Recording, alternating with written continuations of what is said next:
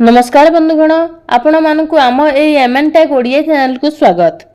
एबे आसिला सुभद्रा योजना को नहीं गोटे बहुत बड़ अपडेट। तेबे अपडेट टी कौन रही जानिबा पूर्वरु वीडियोटी को स्किप न करी आरंभरु शेष पर्यंत देखंतु। अपडेट टी कौन रही जानि परिबे। आसिला खुशी खबर, आसंता अगस्त 9 तारिख पर पुणी खोलिबो सुभद्रा पोर्टाल। 21 वर्ष बयस होइथिबा युवती माने सुभद्रा योजनार लाभ उठाइबा पई आवेदन करि परिबे। एने बुधवार दिन सूचना देइछंती उपमुख्यमंत्री प्रभाती परिडा। राखी पूर्णिमा रे सुभद्रा योजनार तृतीय किस्ती पाइबे हिताधिकारी। एहा परे पुणी खोलिबो सुभद्रा पोर्टाल। नुआ हिताधिकारी आवेदन करिवार सुजोग पाइबे। एहा सह पूर्वरु बात पड़िथिबा 2 लाख हिताधिकारींकु एही योजना रे जोड़िबा पई सर्वे कराजिबो।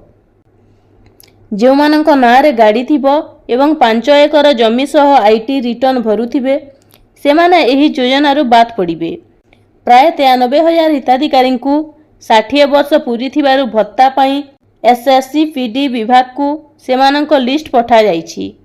एही आधार को नहीं पुणी चयन कराजिबो बोली उपमुख्यमंत्री कहिसंती। तो एटा थिला अपडेट जहाँ मु आपनकु जणाई देली।